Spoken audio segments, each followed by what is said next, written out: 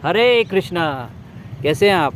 उम्मीद करता हूँ आप और आपकी फैमिली सब हेल्दी होंगे, सेफ़ होंगे। मेरा नाम है नितिन नाथ शर्मा और असेट मैनेजमेंट _ आयविदा में आपका स्वागत है। रिस्क, खतरा, डर, ये वर्ड आपने सुना होगा और डरते भी हैं सब। रिस्क नहीं लेना चाहते। लाइफ में आगे बढ़ने के लिए रिस्क लेना पड़ता है सब जगह ही, चाहे वो आप बिज़नेस कर रहे हो, चाहे जॉब कर रहे हो। भाई दूसरी जगह जाएंगे, जॉब में चेंज करेंगे तो रिस्क तो है ना। दूसरी कंपनी कैसी होगी, वहाँ के लोग कैसे होंगे, प्रोडक्ट बिकेगा कि नहीं बिकेगा। बिज़नेस आप कर रहे हैं, बिज़नेस में नया बिज़नेस आप शुरू करना चाहते हैं, भाई मार्केट में कितना डेट लेना पड़ेगा, कितना उधार होगा, प्रोडक्ट की डिमांड कैसी होगी। तो रिस्क तो हर जगह है, ठीक है ना। और जो रिस्क लेता है वही विनर होता है। आप देख लीजिए, आपकी लाइफ में आप अपने एग्जांपल आप खुद चेक कर सकते हैं अपनी लाइफ में भी। और एक रिस्क आपने ये भी सुना होगा, mutual fund investment are subject to market risk, please read offer documents carefully before investing. तो ये एक लाइन होती है ना, ये डरा देती है लोगों को। भाई रिस्क है, भाई पहले बात तो रिस्क को समझिए, रिस्क होती क्या है, डर क्या होता है। भाई रिस्क तो हर जगह, देखिए आप, हमारी लाइफ है उसका भी रिस्क है। अमर होके तो कोई भी नहीं आया और हम लोग ऐसे जीते हैं कि भाई हमें कभी कुछ होगा ही नहीं, ठीक है ना। आप देखें, आप रिस्क देखिए हर जगह। आप रोड पार कर रहे हैं, उसमें भी रिस्क है, ठीक है। आपने को अभी मैंने परसों ही मैंने वो मूवी देखी 26/11। आपको याद होगा ना, मुंबई में टेररिस्ट अटैक पड़ा हुआ था। लोग बाग होटल के अंदर थे, ताज होटल के अंदर, लोग बाग रेस्टोरेंट्स में थे, लोग बाग रेलवे प्लेटफॉर्म पर थे और एक टेररिस्ट अटैक होता है और मारे जाते हैं लोग। बहुत दर्दनाक थी वो चीज़ें। तो देखिए रिस्क हर जगह है, लाइफ का रिस्क। आप ट्रेन में जा रहे हैं, एक्सीडेंट हो गया ट्रेन का, लाइफ का रिस्क। त्रासदी हुई थी वहाँ पर बद्रीनाथ केदारनाथ, जो आपको याद होगा, केदारनाथ त्रासदी। लोग बाग दर्शन करने गए, एंजॉयमेंट के लिए गए और बह गए त्रासदी में। ऐसे बहुत सारे एग्जाम्पल हैं। आप एंजॉयमेंट के लिए जाते हैं, कभी कभी ऐसा होता है कि कोई ट्रेजेडी हो जाती है। In fact road accident. अब आप कहोगे कि ये सब डराने वाली बात है, डराने वाली बात नहीं है, यही जीवन की सच्चाई है। आदमी के संग लाइफ में कब क्या हो जाए तो रिस्क होती है। तो भाई रिस्क तो हर जगह है, लाइफ रिस्क है। ऐसे ही इन्वेस्टमेंट में भी रिस्क होती है, ठीक है ना। आप सोचो कि आपका पैसा बैंक में सेफ़ है, नहीं, बैंक में पैसा सेफ़ नहीं है। सिर्फ 5 लाख तक सेफ़ है और उससे पहले वो 2 लाख तक सेफ़ होता करता था, ठीक है ना। आप चेक कर लीजिएगा बैंक की गाइडलाइंस। आपने अभी देखा होगा थोड़े टाइम पहले येस बैंक के अंदर 81 बॉन्ड्स हुआ करते थे, परपेचुअल बॉन्ड, जो ज़ीरो हो गए।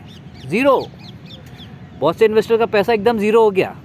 आंखों देखी, कुछ नहीं कर पाए, कोई केस नहीं कर पाए। आप तो कह रहे थे भाई बैंक में पैसा सेफ़ है, परपेचुअल बॉन्ड है, भाई इंटरेस्ट ज़्यादा, ब्याज आपको ज़्यादा मिल रही थी नॉर्मल से। भाई येस बैंक के आप पता कर लीजिएगा, 3 साल पहले की बात है, ज़्यादा पुरानी नहीं है। और ऐसे बहुत सारे इंसिडेंट हैं। तो रिस्क हर जगह है, ठीक है ना। आप लाइफ इंश्योरेंस पॉलिसीज़ कराते हो लंबे समय के लिए, नहीं चलाते हो, 3 साल 5 साल के बाद ही एग्जिट कर जाते हो। जो आपने लगाया होता है उतना भी पैसा नहीं मिलता, या हो सकता है कभी कभी मिलता भी ना हो। तो रिस्क तो सब जगह ही है। बहुत सारे ऐसी कंपनीज़ थी जो डिफ़ॉल्ट हो गई, चिट फंड कंपनीज़, या AA रेटेड या सिंगल A रेटेड वाली कंपनीज़ भी थी। वो बॉन्ड्स थे जो डिफ़ॉल्ट हो गए, कंपनी ने हाथ खड़े कर दिए कि भाई हम पे पैसा ही नहीं है देने को।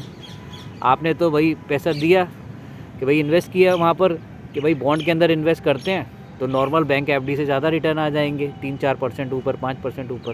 लेकिन पता पड़ा कंपनी ही भाग गई। तो रिस्क बहुत ज़्यादा है, हर जगह रिस्क ज़्यादा है। इंटरेस्ट रेट रिस्क होते हैं। आप बैंक में आप जाते हो, FD करते हो, आज 7% की है, कल आने वाले टाइम में 6 की भी रह सकती है, 5 की भी रह सकती है, 8 की भी हो सकती है। तो इंटरेस्ट रेट रिस्क बना रहता है, ठीक है ना। वो चाहे बॉन्ड में हो, चाहे बैंक के अंदर हो। गोल्ड में आप इन्वेस्ट करते हो, ठीक है ना।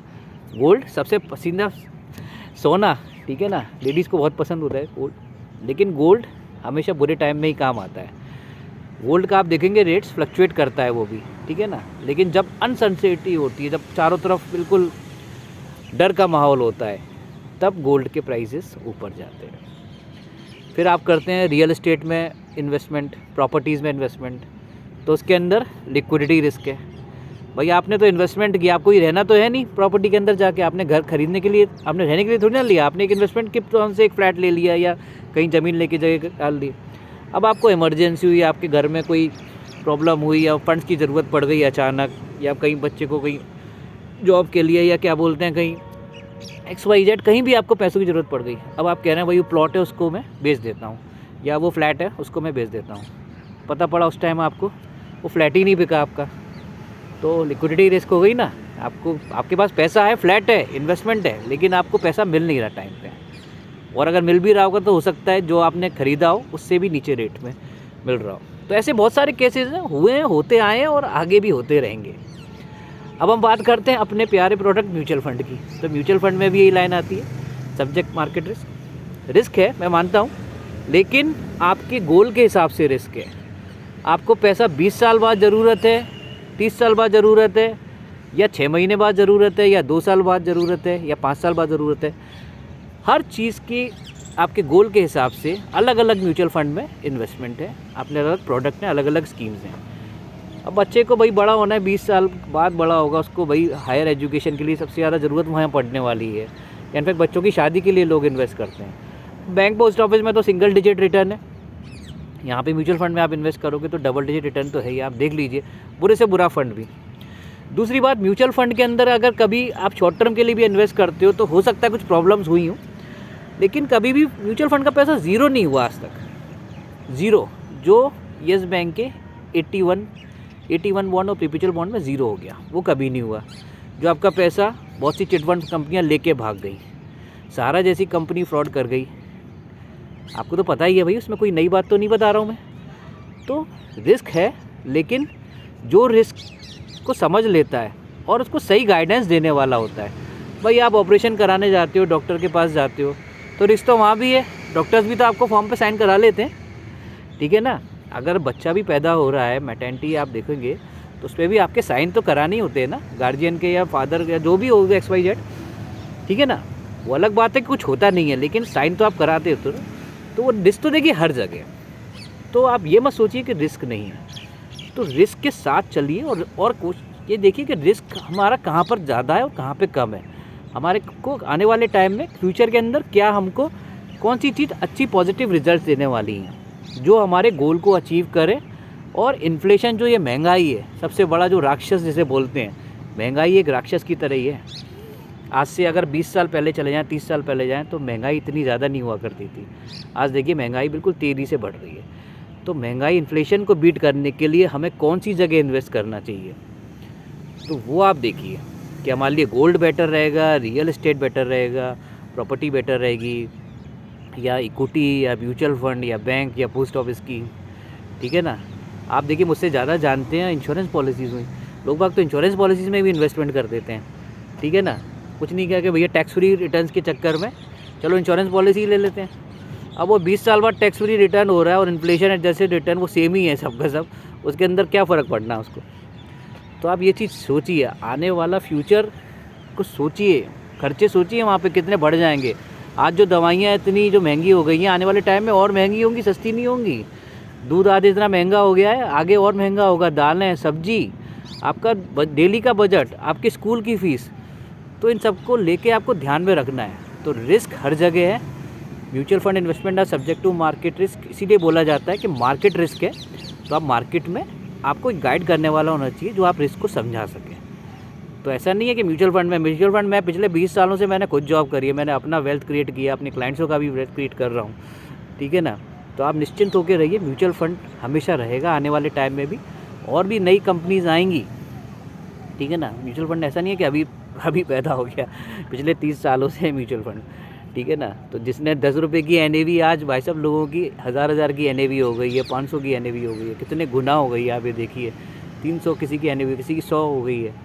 जो आज जो NFOs आ रहे हैं 10 रुपये पे, वो आने वाले टाइम में वो NAVs कम से कम 100, 500, 1000 पे जाएंगी आने वाले 15 साल 20 साल के अंदर।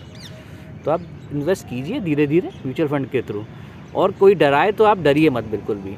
एक देखिए अच्छे एक एडवाइज़र से बात कीजिए जो मार्केट की नॉलेज को समझता हो और जिसको अच्छा एक्सपीरियंस हो इंडस्ट्री का।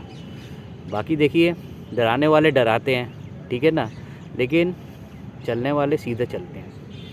वो किसी की नहीं सुनते, वो ना मार्केट की न्यूज़ की सुनते हैं, ना टीवी की सुनेंगे, ना पेपर्स की, वो अपने मन की सुनते हैं। और देखिए, जो आदमी अपने मन की सुनता है ना, वही विनर होता है।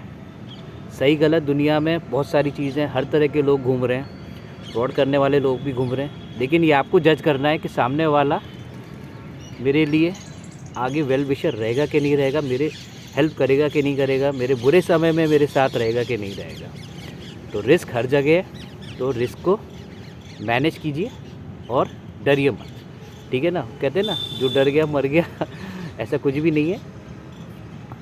आप जो डर गया ऐसा कुछ भी नहीं है, ठीक है ना। तो आप अपने डर को हटाइए, है ना, डर के आगे जीत है। तो डर को हटाइए और बात करिए लोगों से, सबसे अच्छी बात, ठीक है ना। आप देख रहे हैं ना म्यूचुअल फंड के कितने ऐड आते हैं टीवी में, आप क्रिकेट देख रहे होगे, म्यूचुअल फंड सही है। ऐसे ही नहीं भाई, गवर्नमेंट और ये सेबी ये इतना प्रचार कर रही है म्यूचुअल फंड इंडस्ट्री का। म्यूचुअल इंडस्ट्री कितनी तेज़ी से ग्रो करी है, आज 47 लाख करोड़ हो गई है। SIP बुक 17,000 करोड़ हो गई है। फ्रेश पैसा आ रहा है, इकोनॉमी बढ़ रही है। तो म्यूचुअल फंड आने वाले टाइम में और ग्रोथ करेगा, और आपको सबसे ईजी ऑप्शन है कि डबल डिजिट रिटर्न देता रहेगा आने वाले टाइम में। बस ये कि आपको ट्रस्ट करना है और लंबे समय तक इन्वेस्ट करना है। अपनी SIP STP लंबे समय तक चलाइए और अपने गोल बताइए कि आपको क्यों इन्वेस्ट कर रहे हो। आप म्यूचुअल फंड में आप इन्वेस्ट क्यों कर रहे हो, कि भाई आपको बच्चों के लिए करना है, या अपने रिटायरमेंट के लिए करना है, या आपको कोई कार खरीदनी है, या आपको 1 साल के लिए अभी पैसों की ज़रूरत नहीं है तो आपको रखना है। इस तरह से एक गोल्स होते हैं, तो वो आप बताइए अपने एडवाइज़र को, ठीक है ना। Okay, bye bye, take care, healthy रहिए, वेल्दी रहिए। मौसम देखिए चेंज हो गया है, सर्दियाँ हैं तो थोड़ा ध्यान रखिए। बाकी सब जानते ही। Okay, bye, take care.